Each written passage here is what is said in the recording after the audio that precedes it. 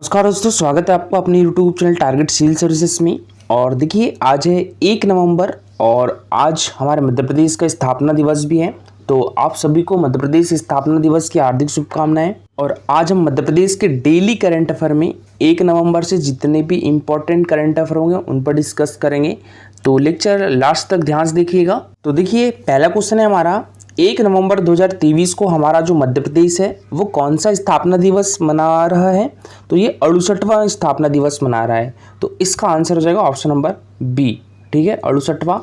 तो देखिए, हमारे मध्य प्रदेश का गठन कब हुआ था? तो ये 1 नवंबर 1956 को हुआ था। ठीक है, मध्य प्रदेश का गठन कब किया गया था? 1 नवंबर 1956 को किया गया था। देखिए, सबसे पहले हम 1947 की बात करें तो 1947 में हमारे मध्य प्रदेश को 4 भागों में बांटा गया था। कौन कौन से? एक तो पार्ट ए, एक पार्ट बी, एक पार्ट सी और एक भोपाल स्टेट में बांटा गया था। तो सबसे पहले हम बात करें पार्ट ए की। तो देखिए, ये है पार्ट ए। ठीक है, इसकी जो राजधानी थी वो कौन सी थी? नागपुर थी। और इसके प्रमुख कौन थे? ये पंडित रविशंकर शुक्ल जी थे। ठीक है, इसकी राजधानी कौन सी थी? नागपुर थी। पार्ट ए की राजधानी नागपुर थी और इसके जो प्रमुख थे वो पंडित रविशंकर शुक्ल जी थे। और देखिए, इसे और कौन से नाम से जाना जाता था? Central Province Berar. ठीक है, तो सेंट्रल प्रोविंस बरार के नाम से जाना जाता था पार्ट ए। इसकी राजधानी थी नागपुर। यहाँ के प्रमुख कौन थे? तो ये पंडित रविशंकर शुक्ल जी थे। अब बात करें हम यहाँ पर पार्ट बी की। तो देखिए, पार्ट बी को मध्य भारत के नाम से जाना जाता था और इसकी जो शीतकालीन राजधानी थी वो ग्वालियर हुआ करती थी और जो ग्रीष्मकालीन राजधानी थी वो इंदौर हुआ करती थी। ठीक है, तो जो पार्ट बी है इसे मध्य भारत के नाम से जाना जाता था। इसमें शीतकालीन जो राजधानी थी वो ग्वालियर थी और ग्रीष्मकालीन राजधानी कौन सी थी? इंदौर थी। और यहाँ के जो प्रमुख थे वो कौन थे? लीलाधर सेठ जी थे। और एक था पार्ट सी, इसे हम विंध्य प्रदेश के नाम से जाना जाता था। ठीक है, ये विंध्य प्रदेश के नाम से जाना जाता था और इसकी जो राजधानी थी वो रीवा थी। ठीक है, और यहाँ के प्रमुख कौन थे? तो ये शंभुनाथ शुक्ल जी थे। और अब भोपाल स्टेट की बात करें तो ये था भोपाल स्टेट। इसका नाम क्या था? देखिए, इसका नाम भोपाल स्टेट ही रखा था और ये पार्ट सी के अंतर्गत ही आता था। और यहाँ के राज प्रमुख कौन थे? मोहम्मद हमीदुल्ला जी थे। ये जो पार्ट ए था यहाँ पर कितनी रियासतें थी? तो ये 15 रियासतें थी। ठीक है, और जो पार्ट बी था यहाँ पर 25 रियासत थी और जो पार्ट सी था यहाँ पर 38 रियासत थी। ठीक है, पार्ट सी में 38 रियासत थी और भोपाल स्टेट में कितनी रियासत थी? तो 1 थी। यहाँ के प्रमुख कौन थे? मोहम्मद हमीदुल्ला जी थे। फिर 1953 में देखिए, 1953 में फजल अली आयोग का गठन किया जाता है और इसके बाद 1 नवंबर 1956 को इसकी सिफारिशें लागू कर दी गई थी। और फजल अली आयोग की सिफारिश पर पार्ट ए, पार्ट बी व पार्ट सी की 79 रियासतों को मध्य प्रदेश में शामिल कर दिया गया था। ठीक है, 1 नवंबर 1956 को जो पार्ट ए है जहां पर 15 रियासत थी। ठीक है, जो पार्ट बी है जहां पर 25 रियासत थी और जो पार्ट सी है जहां पर 38 रियासत थी और एक भोपाल स्टेट। ठीक है, तो ये कुल कितनी रियासत हो गई? ये 79 रियासत हो गई। तो इन सभी को हमारे मध्य प्रदेश में शामिल कर दिया गया। अर्थात मध्य प्रदेश को मध्य भारत, मध्य प्रांत और विंध्य प्रदेश 3 क्षेत्रों को मिलाकर गठित किया गया। और 1 नवंबर 1956 को हमारे मध्य प्रदेश का पुनर्गठन किया गया जिसमें 7 संभाग थे और 43 जिले सम्मिलित थे। ठीक है, तो उस टाइम 1956 में हमारे मध्य प्रदेश में कितने जिले थे? तो 43 जिले थे। ठीक है, और 7 संभाग थे। और देखिए, जो फजल अली आयोग था इसने जबलपुर को राजधानी बनाने का सुझाव दिया था, किंतु बाद में जवाहरलाल नेहरू ने भोपाल को राजधानी बनाने की सहमति दी थी। फिर इसके बाद देखिए, 1 नवंबर 2000 को हमारे मध्य प्रदेश से छत्तीसगढ़ राज्य अलग हो जाता है। इस बार हमारे मध्य प्रदेश में कितने डिस्ट्रिक्ट हो जाते हैं? 45 डिस्ट्रिक्ट हो जाते हैं। ठीक है, तो देखिए, 1 नवंबर 2000 को हमारे मध्य प्रदेश से छत्तीसगढ़ राज्य अलग हो जाता है। ठीक है, छत्तीसगढ़ राज्य का गठन किया जाता है कब? 1 नवंबर 2000 को। और इस टाइम हमारे मध्य प्रदेश के मुख्यमंत्री कौन थे? तो ये दिग्विजय सिंह जी थे। हमारे मध्य प्रदेश में कितने जिले हैं? 55 जिले हैं। और कितने संभाग है? तो 10 संभाग है। हमारे मध्य प्रदेश का 53वां जिला कौन सा है? मऊगंज है। किस जिले से अलग होकर बना है? तो ये रीवा जिले से अलग होकर बना है। और मऊगंज की लोकेशन देखें तो ये है मऊगंज।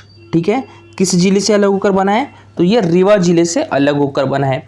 और हमारे मध्य प्रदेश का 54वां डिस्ट्रिक्ट कौन सा है, तो पांडुरना है। पांडुरना की लोकेशन देखिए तो ये है पांडुरना, किस जिले से अलग होकर बना है, तो ये छिंदवाड़ा डिस्ट्रिक्ट से अलग होकर बना है। ठीक है, 55वां डिस्ट्रिक्ट कौन सा है हमारे मध्य प्रदेश का, मैहर है। कौन सा है, मैहर। और मैहर की लोकेशन देखिए तो ये है मैहर। ठीक है, किस जिले से अलग होकर बना है, तो ये सतना जिले से अलग होकर बना है। याद रखिएगा, अब हमारे मध्य प्रदेश में कुल 55 जिले हो चुके हैं और 10 संभाग है। और 1 नवंबर 2000 को मध्य प्रदेश का कौन सा स्थापना दिवस मनाया गया है, तो ये 68वां स्थापना दिवस मनाया गया है। नहीं, अभी तक हमारे मध्य प्रदेश का जो गठन हुआ है तो कितने वर्ष हो चुके हैं, 67 वर्ष हो चुके हैं कंप्लीट, और ये 68वां स्थापना दिवस मनाया जा रहा है। और देखिए, जब गठन हुआ था हमारे मध्य प्रदेश का 1 नवंबर 1956 को, तो इसमें प्रथम मुख्यमंत्री कौन थे, पंडित रविशंकर शुक्ल जी थे।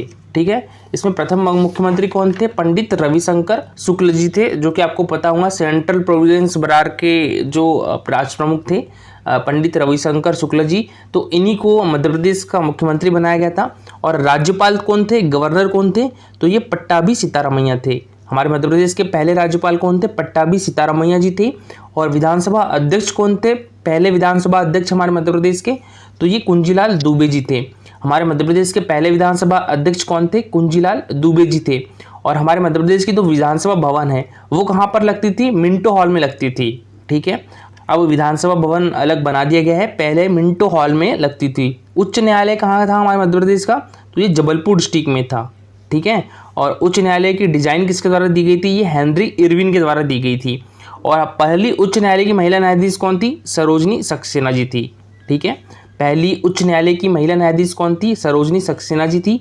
और हमारे मध्य प्रदेश के पहले मुख्य न्यायाधीश कौन थे, मोहम्मद हिदायतुल्लाह जी थे। और देखिए, इस बार हमारे मध्य प्रदेश का स्थापना दिवस नहीं मनाया जा रहा है क्योंकि अभी आचार संहिता लगी है, नहीं तो हर वर्ष लाल परेड ग्राउंड में बहुत बड़ा कार्यक्रम किया जाता है।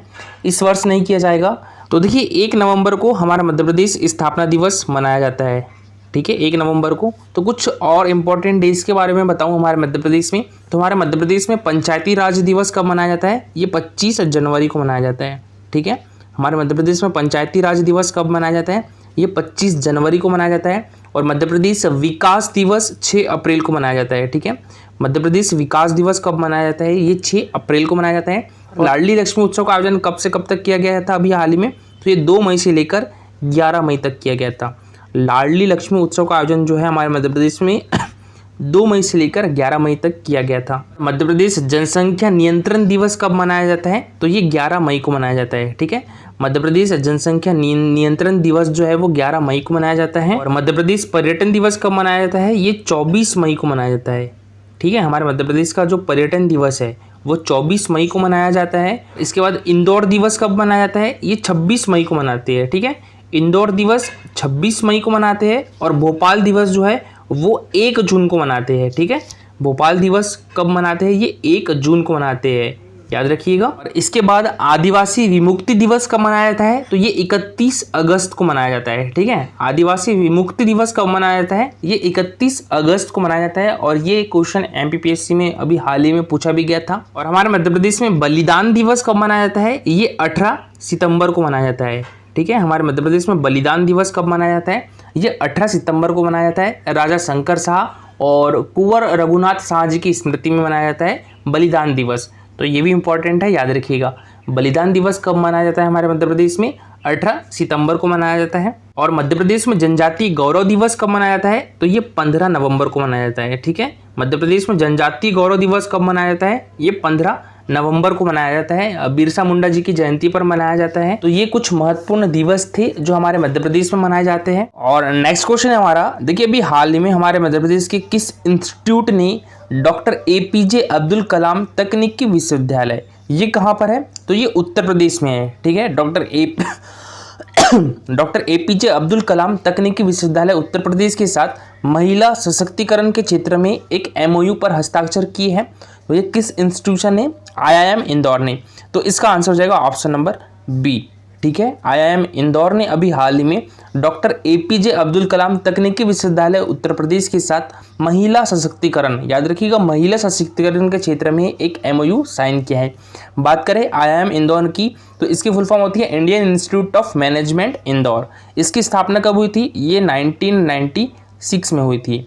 ठीक है। इसकी स्थापना 1996 में हुई थी और इसके अभी जो डायरेक्टर है वो प्रोफेसर हिमांशु राय है। इनकी उपस्थिति में ये MOU साइन किया गया है और इसके चेयरपर्सन कौन है, तो ये MM मुरुगप्पन है, ठीक है। और बात करें IIT इंदौर की यानी Indian institute of technology Indore की, तो इसकी स्थापना जो है वो 2009 में की गई थी।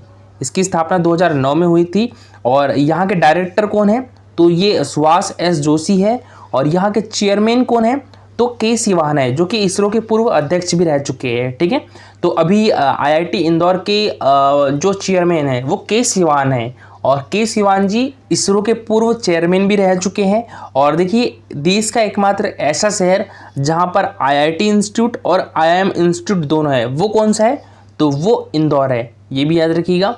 और बात करें IISER भोपाल की, ठीक है, तो इसकी फुल फॉर्म होती है Indian institute of science education and research और ये कहाँ पर है, तो ये भोपाल में है। देखिए हमारे देश में कितने आइसर इंस्टीट्यूट है, तो ये 7 आइसर इंस्टीट्यूट है, जिसमें एक हमारे मध्य प्रदेश की राजधानी भोपाल में भी है। और अभी हाल ही में आपको पता है कि IISER जो भोपाल इंस्टीट्यूट है, यहाँ के वैज्ञानिकों ने चुंबकीय छिद्रपूर्ण कार्बन नैनोकणों का उत्पादन किया है, ठीक है, तो ये भी इंपॉर्टेंट है, याद रखिएगा। और बात करें AIGGPA भोपाल की, तो देखिए AIGGPA भोपाल जो है इसकी फुल फॉर्म जो होती है Atal Bihari Vajpayee institute of good governance and policy analysis. ये कहाँ पर है, ये भोपाल में है और इसकी स्थापना 1984 में की गई थी। और यहाँ के उपाध्यक्ष कौन है, तो ये सचिन चतुर्वेदी जी है और सचिन चतुर्वेदी जी जो है वो हमारे मध्य प्रदेश नीति एवं योजना आयोग के उपाध्यक्ष भी है। तो देखिए IIM इंदौर और डॉक्टर APJ अब्दुल कलाम तकनीकी विश्वविद्यालय उत्तर प्रदेश विशेष कार्यक्रमों के माध्यम से महिला सशक्तिकरण के परिवर्तन पर ध्यान केंद्रित करने के लिए अब हाथ मिलाया है और यह सहयोग अकादमिक उत्कृष्टता और सामाजिक प्रभाव को बढ़ावा देने में एक महत्वपूर्ण कदम सिद्ध होगा।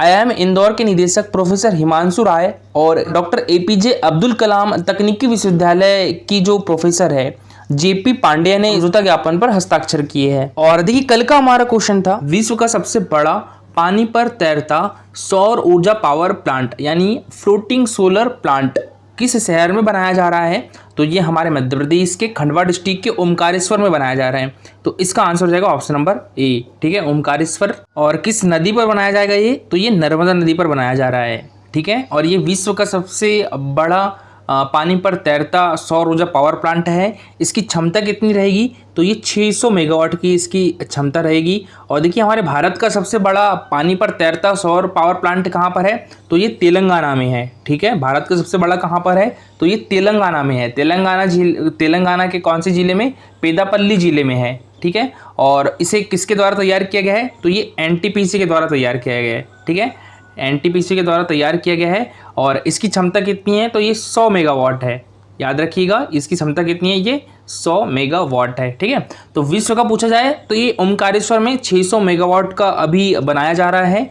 और हमारे भारत का कहाँ पर है, तो ये तेलंगाना में है, तेलंगाना के पेदापल्ली जिले में है, ठीक है।